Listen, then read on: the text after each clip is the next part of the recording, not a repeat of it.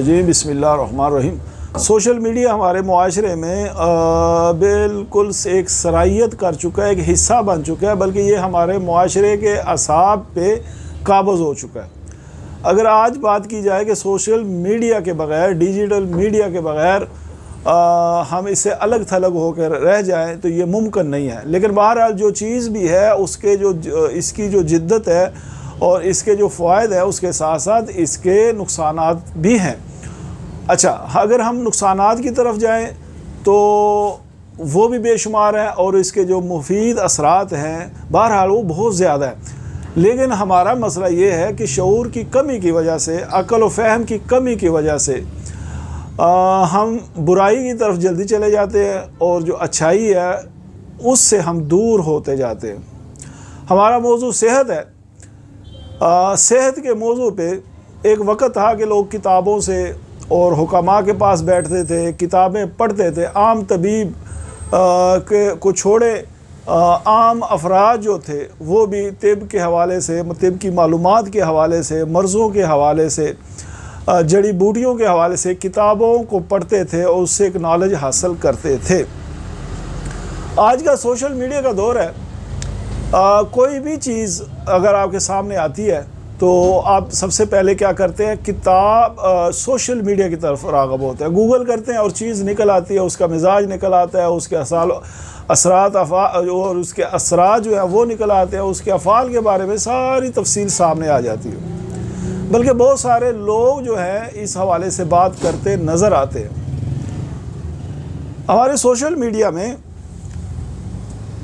हुक्मा से ज़्यादा आम अफराद एक्टिव हैं, लोग उनकी बात सुनते हैं। हम इसको यूट्यूबर कहते हैं। एक साहिब है डॉक्टर अफान कैसर, वो उनकी इब्तदाई जो वीडियोस थी वो आई, लोग बड़े मुतासर हुए। जिगर के हवाले से वो काम करते हैं। उन्होंने जब सेहत के हवाले से बात की, लोग बड़े मुतासर हुए, उनकी फॉलोइंग थी, तो लोग इनकी तरफ इनकी बात को सुनने लगे।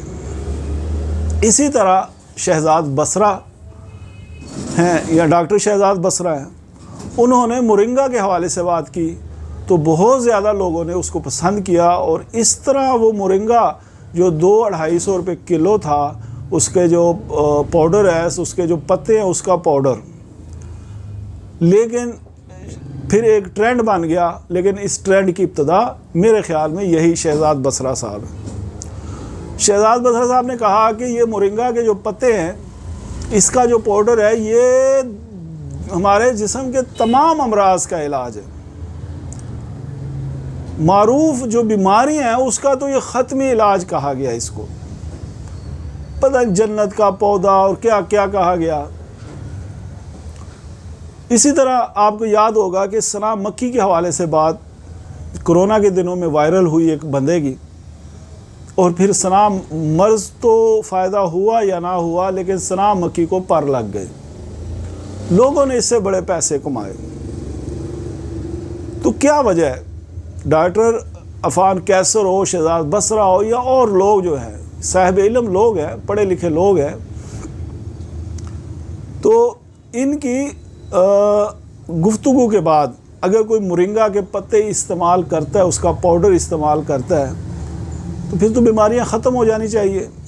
जोड़ों के दर्द जो हैं, शुगर जो है, ये ख़त्म हो जानी चाहिए। इब्तदाई तौर पर तो ये दो चीज़ें हैं। मोटापा ख़त्म हो जाना चाहिए, लेकिन बीमारियां बढ़ रही हैं। उसकी वजह क्या है? आज मोरिंगा लोगों ने घरों में, गमलों में ये लगा लिया है, इस्तेमाल कर रहे हैं। लेकिन कोई ऐसा बंदा को सामने आया हो कि जिसने कहा होगा जी मुझे कुल्ली शफा इस मोरिंगा से मिल गई, या किसी और जो वायरल जिस बारे में वीडियोस होती हैं कि उससे मुझे फ़ायदा हुआ, मेरा मर्ज़ ख़त्म हो गया। वजह क्या है दोस्तों? असल में बात यह है कि तिब्ब कदीम का उसूल इलाज जो है उसको जब तक हम फॉलो नहीं करेंगे ठीक नहीं हो सकते। शिफा अल्लाह ताला दे रही है, लेकिन जो उसूल कायदे ज़ाब्ते हैं उसको तो आपने मद्देनज़र रखना है। अगर आप उसको मद्देनज़र नहीं रखेंगे तो फिर वो फ़ायदे आपको नहीं होंगे।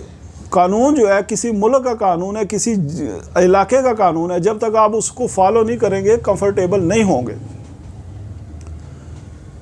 मोरिंगा के फ़ायदे अपनी जगह हैं, सलाम मक्खी के फ़ायदे अपनी जगह हैं, लेकिन इसके साथ साथ दीगर मामलात भी होते हैं, उसको भी फॉलो करना पड़ता है। मर्ज़ के असबाब के हवाले से कि जिस वजह से ये मर्ज़ पैदा हुई, उसका वो असबाब का जब तक तदारुक नहीं करेंगे, तिब्बे कदीम, तिब्बे यूनानी, तिब्बे नबवी, इसके पूरे पूरे बाब हैं।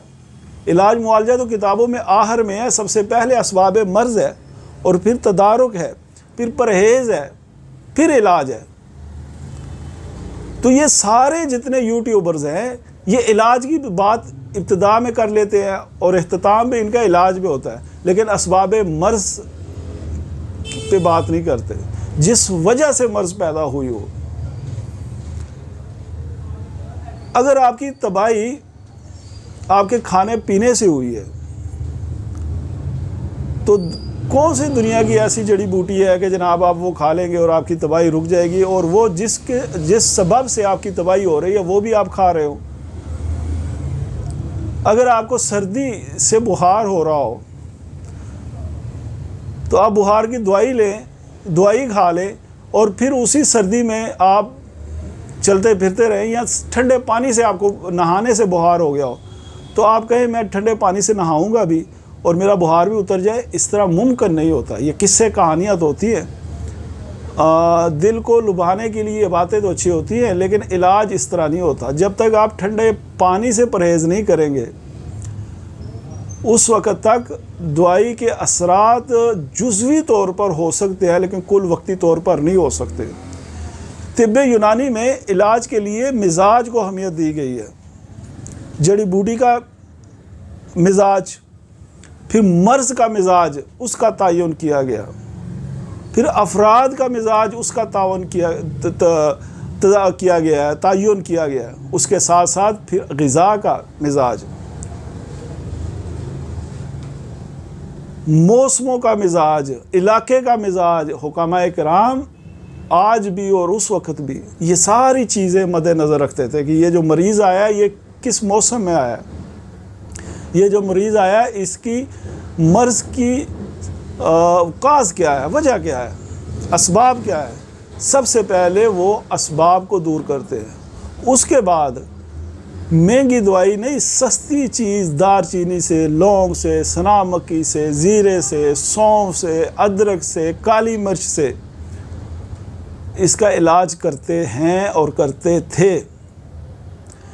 जब तक आप ये मिजाज को, असबाब को, तदारक असबाब को, परहेज़ को मद्देनज़र नहीं रखेंगे, टक्करे मारते रहेंगे, अपना बेड़ा गर्क करते रहेंगे, इलाज नहीं होगा।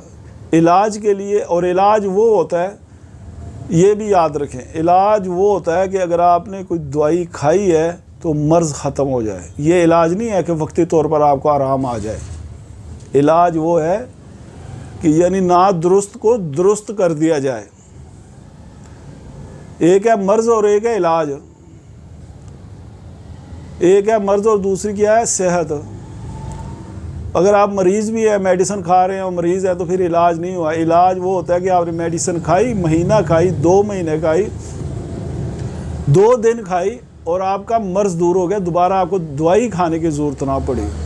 तिब्बे यूनानी देर लगाती है, टाइम लगता है, वक्त लगता है, मेहनत करनी पड़ती है, लेकिन ये इलाज करती है। मैं उम्मीद करता हूँ इंशाअल्लाह ताला कि ये मुख्तसर गुफ्तगू आपकी सेहत के तयन के लिए बड़ी अहम होगी। अस्सलामु अलैकुम वरहमतुल्लाहि वबरकातुहू।